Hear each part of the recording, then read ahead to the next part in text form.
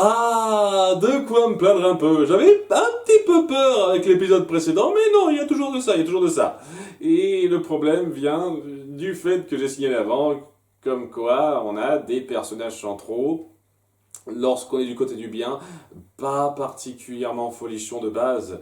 Donc quand on essaye d'exacerber un petit peu les liens qu'ils ont entre eux, on exacerbe quelque chose qui casse pas les briques de base. Donc exacerber un truc qui casse pas les briques, ça casse un tout petit peu plus de briques, mais pas des masses, quoi, si j'ose dire. C'est un petit peu le ressenti global, mais ouais, on poursuit un petit peu cette vision d'une toute nouvelle réalité, et on va faire ça vitesse x3 du côté de Bright Moon. Hein, où il y a Cynthia et Angela qui sont toutes contentes parce que il n'y a pas de problème. Étant donné que dans cette réalité, il y a tout le rocher de la peur qui vient de s'effondrer, en gros, la Horde n'a jamais existé, il faut voir ça comme ça, et donc la réalité s'est remodelée avec donc une toute nouvelle façon d'être où Flèche d'Or n'a pas eu besoin d'être Flèche d'Or, il est devenu donc historien. Voilà, il n'a pas ressenti le besoin de se battre avec les rebelles vu qu'il n'y avait pas de besoin pressant, et où Mika, le roi, n'est pas mort. Donc il y a les moments super gentillés entre lui, sa femme et sa fille, de façon presque carte postale. Et tu vois tout de suite venir le drame, et il n'est pas géré de façon particulièrement poussée ou recherchée, c'est tellement évident, on le voit venir à des kilomètres. Mais bon, Adora s'est fait capturer hors champ par des soldats de Bright Moon, qui sont plus compétents lorsque la Horde n'existe pas que lorsque la Horde n'existe. Parce que voilà, ils ont repéré Adora, ils ont réussi à la capturer, c'est quand même pas mal, là, hein. Il faut que ça se passe hors champ. Alors, en tout cas, voilà, elle est capturée et elle essaie un petit peu de raconter ça au roi, Mika et à la reine, tandis que va y avoir Cynthia et Flèche d'Or qui écouteront un petit peu à distance.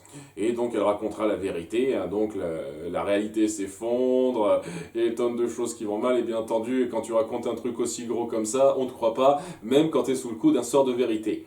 Hein, et donc, ouais, c'est la situation un peu cocasse, hein, c'est grave, mais on la croit pas, blablabla. Et il y a quand même Cynthia et Flèche d'Or qui sont intrigués et qui décident quand même d'aller la voir pour parler un petit peu plus de ça.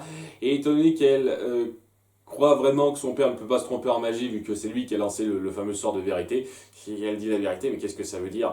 Et il suffit que Adora fasse un discours basique de ah vous êtes géniaux, je sais ce dont vous êtes capables, pour que des flashs leur reviennent et qui retrouvent qui ils sont. Flèche d'Or, je sais que tu es un grand guerrier, et Cynthia, je sais que tu as peur de pas te faire d'amis, mais c'est grâce à toi qu'on est devenus tous amis. Ah, tu es tellement grande, tout ça, et bien, ultra classique, ça vole pas plus haut que ça, et grâce à ça, ça fait faire un flash dans la tête de nos amis par le pouvoir de l'amitié, qui se rendent compte de la vérité très vite, et qui disent qu'est-ce qu'il faut qu'on fasse. Ah, je sais qui pourrait nous aider en Trapta. Alors, le moment où ils ont dit ça, j'ai pouffé, je vous cache pas, j'ai un petit peu craqué parce que à nouveau, même quand Trapta n'est pas au centre des choses, il faut que ce soit elle qui délivre la solution en mode cheaté. Et c'est exactement le cas là. Puisqu'il dit, ah, il faut qu'on voit en Trapta, et ils essayent de se barrer un petit peu, alors qu'Angela et Mika, donc disent, qu'est-ce que vous faites, et ramenez pas ma fille comme ça. On essaie un petit peu de faire entendre raison à Angela, et au début on se dit, ah, peut-être que ça dure longtemps. Non, ça dure 30 secondes, puisque ça s'effondre le sol, de façon à faire disparaître nos trois héros, qui tombent dans le château d'Antrapta. Par la magie de l'opportunité scénaristique. Tandis qu'au même moment, simultanément, donc il y a Angela et Mika qui sont restés dans le coin, et il s'est passé une seconde, hein, c'est pas comme si la réalité se distordait d'une façon à ce qu'ils croient ne rien avoir fait alors qu'ils ont traversé une longue distance, comme c'était le cas dans l'épisode précédent. Non, c'est téléportation. Il faut qu'on aille là, la réalité nous téléporte là. C'est une réalité qui est bien. Hein. C'est très ouverte à vos souhaits, quoi. Et donc, parallèlement, on va voir Angela qui aura ses flashs rapidement, en mode, mais vraiment express. Alors qu'on a mis en place que c'était pas simple à faire pour nos autres personnages dans l'épisode précédent. Mais là, étant donné que ça doit aller plus vite, on fait en sorte que ça aille plus vite et donc que ça ait beaucoup moins de signification et beaucoup moins de portée. C'est ça qui rendait l'épisode précédent aussi bon, le fait qu'on prenne le temps d'instaurer l'atmosphère et le ressenti de nos personnages. Là, étant donné qu'on fait ça beaucoup plus vite, qu'on l'accélère pour les besoins de la durée, et ben ça a beaucoup moins de poids, c'est beaucoup plus facile et beaucoup moins marquant. Et oui, Angela se rend vite compte que son amour Mika n'est pas réellement vivant dans la réalité réelle, donc elle accepte de laisser Bright Moon s'effondrer en volant loin, les larmes aux yeux, tout ça, tout ça. Et il va y avoir beaucoup de drames comme ça où peut-être que si j'avais une attache profonde envers ces personnages, ça me suffirait, mais étant donné que j'ai pas une attache profonde envers ces personnages, ben c'est mignon sans plus, quoi. C'est un peu dramatique, ça fait le taf, mais ça vole pas plus haut que ça. Il va y avoir exactement la même chose pour la fin, qui je suis sûr aura ému pas mal de gens, moi sans plus. Mais bon, on y viendra quand on y viendra. En tout cas, voilà, nos héros ont atterri chez Entrapta comme par hasard, et Entrapta elle comprend tout de suite. Genre, ah, j'ai calculé sur mes ordinateurs qu'il y avait un portail qui foutait le bordel. Elle réfléchit l'espace de 2 minutes alors qu'elle leur parle, étant toujours à la même excentrique qu'on connaît, et paf, elle a la solution. Ah, il faut aller au cœur du portail, là où ça a démarré, et il y a quelque chose à faire. Ah, je comprends. Alors que les souvenirs me reviennent très vite là aussi, hein, puisque on n'a pas de temps à perdre, que c'est toi, Shira, qui dois arranger les choses. Il faut que t'ailles dans le portail pour enlever l'épée, et ça résoudra tout. Alors que c'est pas exactement ça qui résoudra la chose, donc ouais. En tout cas, c'est elle qui donne la solution. En ayant à peine 2 minutes de présence, elle contribue à peu près autant de choses que Shira elle-même dans cette histoire. Voilà. Je trouve ça... Une fois de plus, c'est tellement cheaté. En tout cas, voilà, elles ont la solution et c'est pile à ce moment-là pour l'effet dramatique qu'elle disparaît. Et ouais, la disparition suite à cet effondrement magique, c'est très variable selon les besoins scénaristiques, ça aussi. Hein. Ça dépend. Ça dépend quand il y a besoin que la personne reste plus longtemps. Donc voilà, Entrapta, elle a fini de dire ce qu'elle avait à dire, donc elle disparaît. Paf, nos personnages se voient téléporter à un endroit de façon complètement aléatoire pour que Adora ait une vision rapide de Mara. Voilà, c'est bien, je vois pas ce que ça a apporté, mais voilà, hein, c'est histoire de dire, c'est un peu ce qu'a fait Mara avant, à un certain degré. Et il y a ces deux amis qui disent non, on va continuer d'être avec toi, être à tes côtés, pour te faire un joli discours à la con, ah, t'es capable de grandes choses, t'es génial, tu vas y arriver, et puis bon, ils disparaissent pour l'effet dramatique, avec Adora qui tombe en pleurs, tout ça, et je me dis, ouais, c'était bien la peine de venir les chercher, parce que tout ce que t'as fait dans le premier tiers de cet épisode, au bout du compte, c'est juste les rallier à toi pour qu'ils te suivent, et la seule chose qu'ils ont apporté, c'est de dire, et si on allait voir Entrapta pour avoir une idée. C'est sincèrement la seule contribution de Flèche d'Or et de Scintilla. Ça, c'est tout ce qu'ils ont apporté, hein. Donc, heureusement que t'as perdu du temps pour aller les voir et pour appuyer le drame rapide de Mika. Ça a vraiment aidé, quoi. Enfin bon, après avoir eu cette solution, elle se trouve donc par magie devant le portail parce que son esprit a fait se téléporter où elle veut. Tandis que le portail est un petit peu lié à elle, il la suit, donc on essaie de donner une petite explication à ça. Une fois de plus, Entrapta est trop génial et c'est tout. Et c'est à ce moment-là qu'il y a Catra qui réapparaît pour se friter à elle, foutre en l'air un petit peu ce qu'elle voudrait faire et pour l'accuser un petit peu de toutes les choses, quoi. Tout est de ta faute, si t'avais pas fait ci, si t'avais pas fait ça. Le monde irait mieux.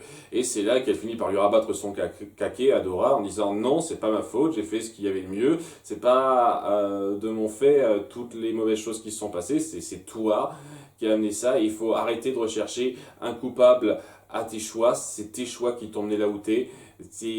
Tout est de ta faute, tu n'as que toi à blâmer. C'est une façon de bien sceller cette scission entre les deux.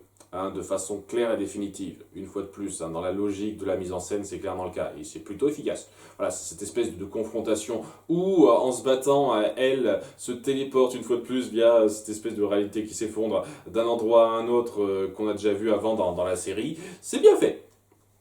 Très bien fait, plutôt efficace, et ça cimente de façon très satisfaisante ce point clé de non-retour de la relation entre Catra et Adora, mais vraiment total là. Donc c'est très cool, très bien fait. Au bout d'un moment, donc, Adora finira par lui péter la gueule en disant ok, ta faute, elle finira par tomber et Adora se dira zut, je peux pas atteindre le portail, je vais finir par tomber, mais Angela arrive à la rescousse pour la sauver. Adora lui raconte un petit peu ce qu'il faut faire, hein, donc il faut que j'aille dans le portail pour retirer l'épée.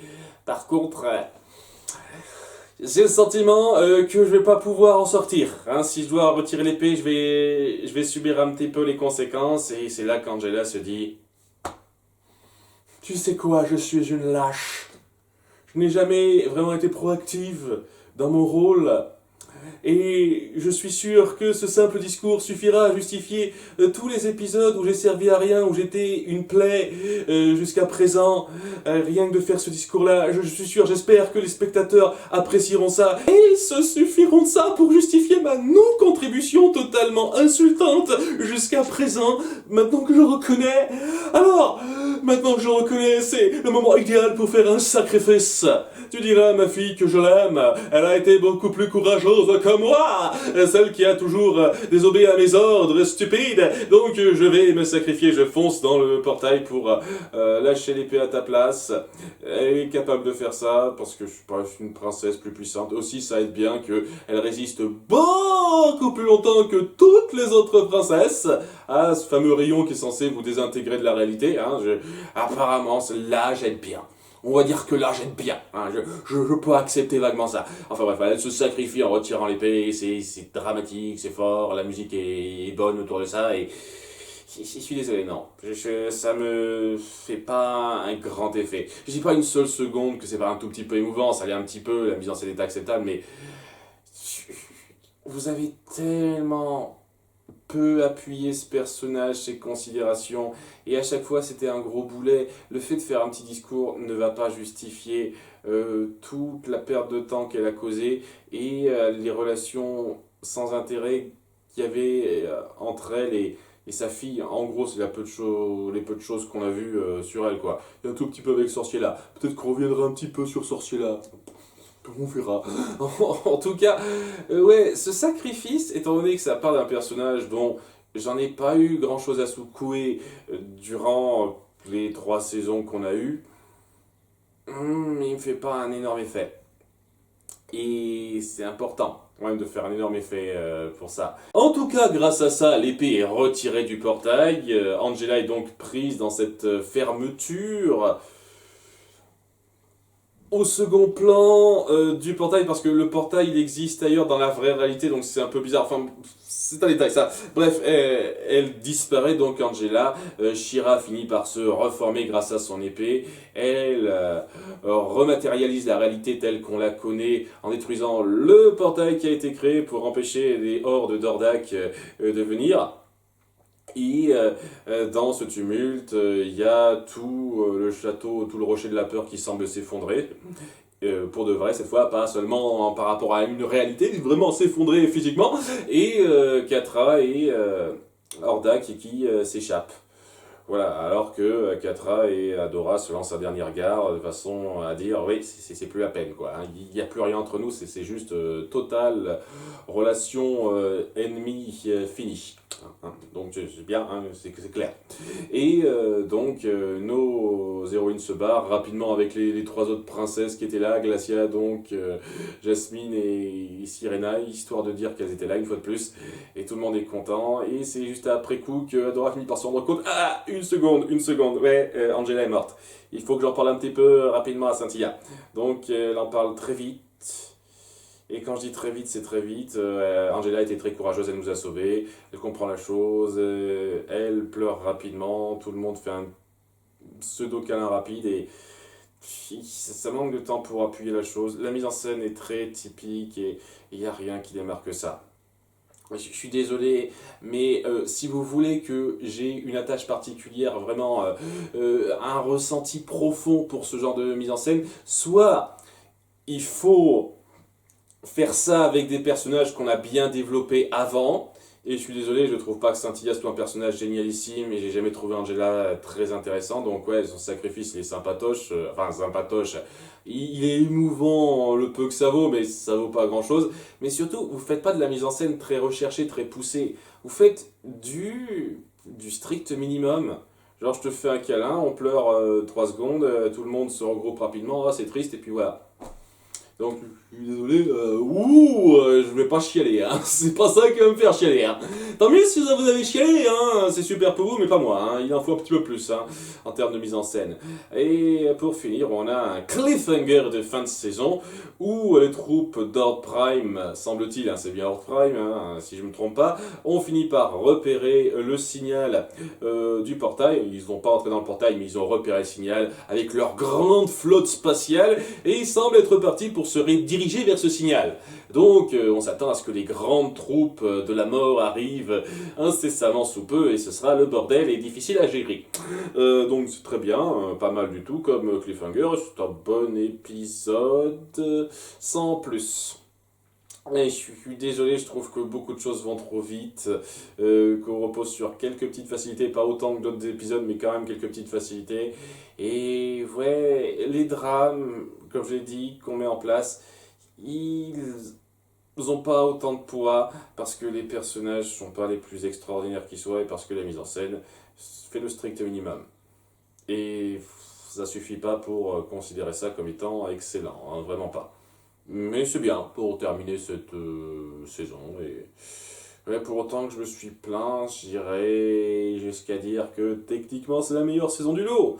Hein, il y a des moments de fulgurance assez bons, surtout dans l'épisode 5 évidemment. Et ce que ça raconte, ce que ça met en place, le drame que ça veut raconter est intéressant. Ça ose aller assez loin, donc je les salue un peu pour ça. Mais on n'est pas dans l'excellence, hein. C'est clairement pas du très haut niveau qui mérite d'être retenu dans les annales, globalement. Ah, l'épisode 5 un petit peu, mais le reste moins. Donc, faut voir quant à l'interruption de Horde Prime, comment ça va être géré ça. Je suis un peu ouvert, j'en pense pas grand chose tout de suite, on verra. À bientôt pour la saison 4, donc bye!